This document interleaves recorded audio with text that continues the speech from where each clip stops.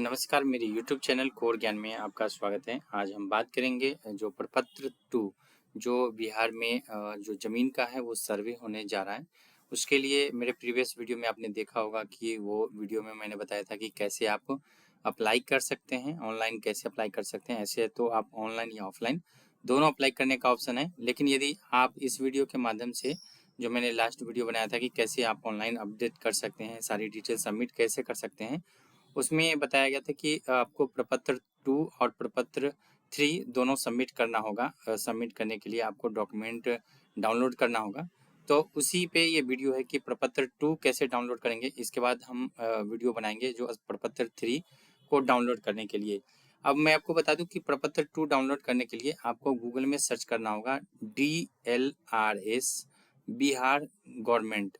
जैसे ही आप सर्च करते हैं मतलब तो ये आपको साइट ओपन होकर के आ जाता है। अब आपको डाउनलोड करना है पेपर, तो यहाँ पे आप जैसे ही क्लिक करेंगे तो आप देख सकते हैं यहाँ पे टेक्निकल मैनुअल प्रपत्र एंड अदर फॉर्म्स लिखा हुआ है। आपको इस पे क्लिक कर देना है। जैसे ही आप क्लिक करते हैं फ्रेंड, तो देख सकते हैं ये पेपर ओपन हो चुका है, टेक्निकल मैनुअल, जो कि हमारे यूज का नहीं है। अभी हम जो बात कर रहे हैं प्रपत्र पे, मतलब प्रपत्र 2 और 3 हमें डाउनलोड करना है। तो आप यहाँ पे देख सकते हैं, थोड़ा सा स्क्रॉल आप करेंगे तो यहाँ पे देख सकते हैं प्रपत्र 2 है, जिसमें रैयत द्वारा स्वामिक ये डिटेल है वो भरना पड़ेगा। इसके अलावा प्रपत्र 3 है और प्रपत्र 3(1) है, ये आपको यहाँ पे डाउनलोड करना पड़ेगा। तो ये सबसे पहले बता दें कि जो इस वीडियो में जो हम बात करने जा रहे हैं, ये प्रपत्र 2 रैयत द्वारा स्वामिक के बारे में बात करने जा रहे हैं यहाँ पे डिटेल के लिए। तो सबसे पहले मैं आपको बता दूं कि इसको भरने से पहले आप याद रखें कि कम से कम इसका जब आप प्रिंट निकालेंगे, इस पे जब आप क्लिक करेंगे जैसे ही, तो आपका ये पेपर डाउनलोड हो जाएगा। तो उसको कम से कम 2 ज़रूर निकालें कि मान के चलो आपसे एक में थोड़ा-सा गलती हो गई, तो आप दूसरे में सुधार सकोगे। तो एटलीस्ट जब प्रिंट निकलवा रहे हैं कहीं पे भी, तो आप 2 से 3 ज़रूर निकलवाएँ। इसको सावधानी ज़रूर बरतें। उसके बाद यदि भरने के टाइम पे इसमें डिटेल जब आप फ़िल अप करना चाहते हैं, तो आप अपने पास जो डिटेल रखेंगे मतलब आधार कार्ड होना चाहिए और ज़मीन का पेपर आपके पास होना ज़रूरी है। अब मैं आपको बता दूँ कुछ डिटेल कि ये पेपर किस तरह से आपको दिखने वाला है। यहाँ पे देख सकते हैं पेपर 2 प्रपत्र 2 है, जो आपको यहाँ पे स्क्रीन पे दिख रहा होगा। देखिए नियम 6 और उपाय जो उप नियम है वो आपको यहाँ पे बता दूँ मैं। रैयत द्वारा जो स्वामित्व या धारित भूमि की स्वघोषणा हेतु प्रपत्र है, मतलब कि कोई भी जमीन है आपका और आप डिक्लेरेशन दे रहे हैं कि ये मेरा है, एक एक तरह से कि मेरा ये जमीन है, मतलब सेल्फ डिक्लेरेशन। तो कौन कौन जमीन है आपका और कहाँ कहाँ जमीन है वो आपके नाम पे, वो डिटेल मतलब ये फिलअप करने के लिए आपको प्रपत्र 2 भरना अनिवार्य है, जरूरी है।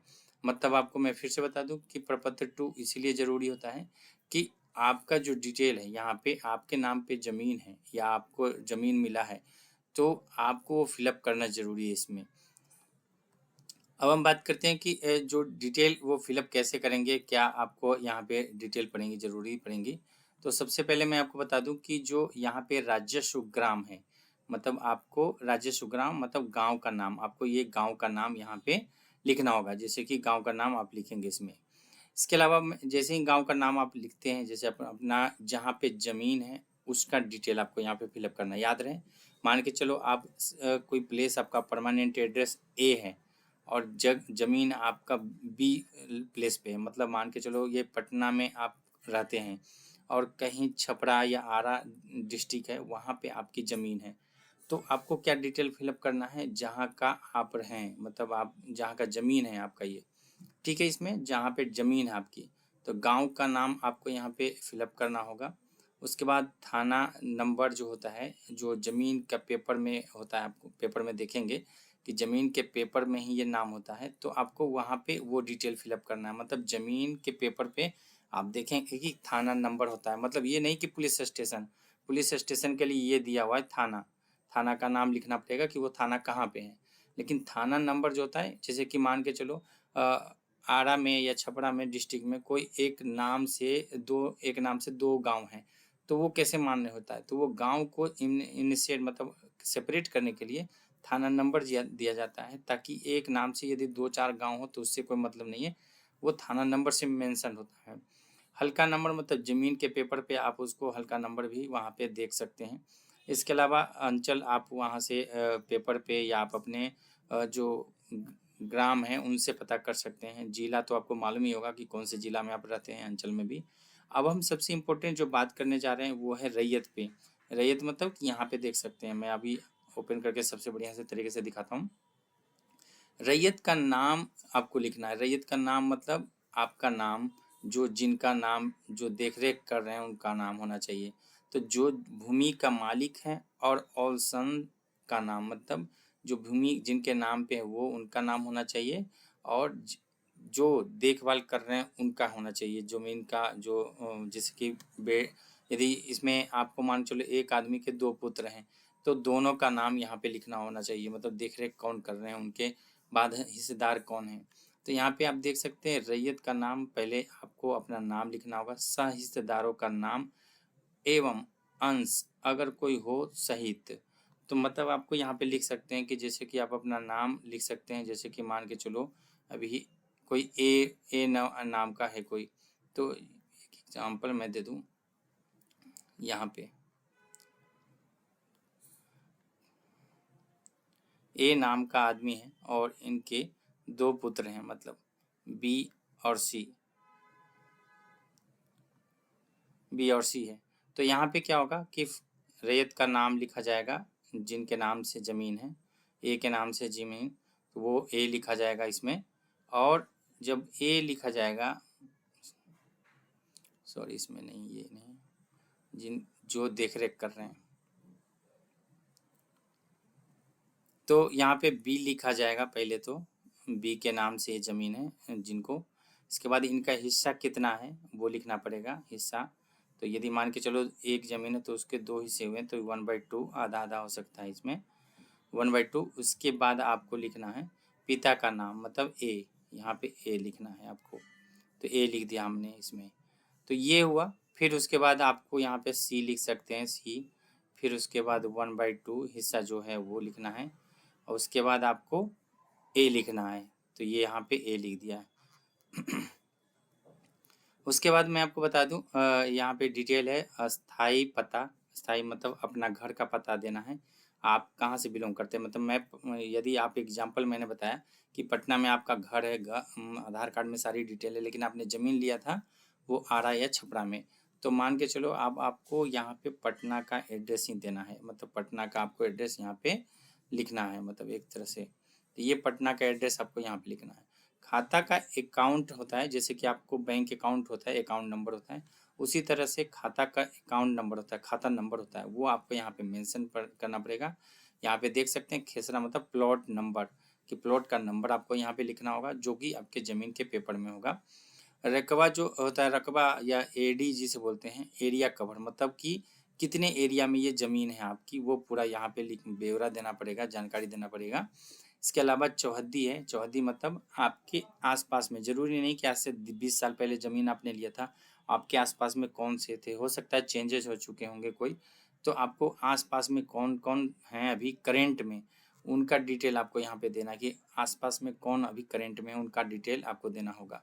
ज़मीन, आपकी ज़मीन के आसपास में जो पड़ोसी जिसे बोलते हैं, जो किस्म ज़मीन है, मतलब कि अभी जो ज़मीन है आपका, वो मान के चलो आप पटना में रह रहे थे और आरा में ज़मीन लिया आपने, और हो सकता है यूज़ में नहीं है या यूज़ में हो, तो आपको सारी डिटेल देनी होगी कि किस क्रम में यूज़ है। अभी खेती हो रही है उस पे ज़मीन पे, या कोई बिजनेस कर रहे हैं, या कोई बिल्डिंग है, या कोई घर बना रख करके रह रहे हैं, या कोई रेंट पे डाल रखा है, तो ये सारी चीज़ आपको यहाँ पे जानकारी देनी होगी।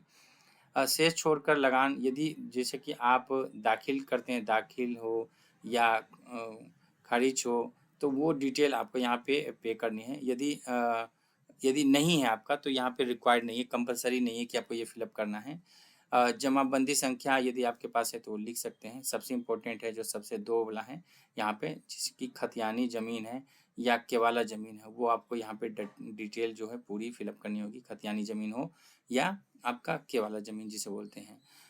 उपयुक्त अगर कोई है, मतलब कि ज़मीन विवाद, जिसे मैं आपको बता दूँ कि सबसे ज़्यादा जो बिहार गवर्नमेंट ने इसीलिए लाया गया है कि हर दूसरे तीसरे पर्सन को ज़मीन विवाद है। मतलब किसी ने हड़प लिया है, कोई ज़मीन ले लिया है, किसी के ज़मीन पे कोई और खेती कर रहे हैं और उन्हें दे नहीं रहे हैं, कोई हड़प लिया ऐसा और कोई दे नहीं रहे हैं, या कोई ज़बरदस्ती रह रहे हैं किसी के ज़मीन पे, तो इस तरह का जो विवाद है उसको भी यहाँ निपटाने के लिए सरकार ने बहुत अच्छा इनिशिएटिव लिया है कि ज़मीन विवाद है तो आप मेंशन करें कि आपकी ज़मीन थी, उस पे विवाद चल रही है या कोई कब्जा कर लिया, उसका नाम डिटेल सारी आप यहाँ पे सबमिट कीजिए कि किसने आपका ज़मीन को कब्जा किया है, ताकि उससे भी मांगा जाएगा कि आप इस ज़मीन पे खेती कर रहे हैं या कब्जा कर के रखे हैं या रह रहे हैं, तो आप अपना डिटेल दीजिए कि इस ज़मीन का आप मालिक हैं। तो यहाँ पे वो भी डिटेल देना होगा। आप यहाँ से भी एक तरह से आप कंप्लेंट डायरेक्ट कर सकते हैं आपकी ज़मीन का अगेंस्ट में। यदि कोई कोर्ट केस है तो वो भी आपको यहाँ पे मेंशन करना पड़ेगा कि कोई कोर्ट में केस चल रहा है ज़मीन के रिगार्डिंग। उसके बाद मैं आपको बता दूं कि कुछ भी नहीं, सबसे लास्ट ऑप्शन होता है जो आप अपना डिटेल इसीलिए मांगा जाता है कि स्थान फिलअप कीजिए। स्थान मतलब जगह, आप अपना डिटेल डालिए। इसके अलावा तिथि मतलब आप डेट कोई भी जब फॉर्म फिलअप कर रहे हैं, सबमिट कर रहे हैं तो ज़रूर तिथि दीजिए। रैयत का हस्ताक्षर, अंगूठे का निशान और मोबाइल नंबर, आधार संख्या। मतलब इसीलिए ये जो चीज़ें मांगी जा रही, सबसे इम्पोर्टेंट आप देख रहे हैं हर जगह पेपर में आपको मांगा जा रहा होगा मोबाइल नंबर, बिकॉज क्योंकि रीज़न ये है, सबसे बड़ा रीज़न है मोबाइल नंबर मांगने का कि अभी जो सर्वे होंगे तो सर्वे अधिकारी जब आने से पहले एक बार ज़रूर आपको कॉल करेंगे कि मैं आपके ज़मीन पे सर्वे करने के लिए कल या इस वीक में या इस महीने में आ रहा हूँ। तो आपको वहाँ पे अवेलेबल होना चाहिए, या आपके रेफरेंस में कोई और ऐसा हो जो अवेलेबल होना चाहिए इस ज़मीन के मालिकाना अधिकार को वहाँ पे बता सके। तो ये पूरी डिटेल है प्रपत्र 2 भरने का। आपको मैं उम्मीद करता हूँ कि आपको ये पूरी जानकारी आपको मतलब मालूम चल गई होगी। लेकिन सबसे एक ज़रूरी इम्पोर्टेंट बात है कि इस पेपर को ना 2-3 पेपर आप ज़रूर निकालें बढ़िया से फिलअप करने के लिए।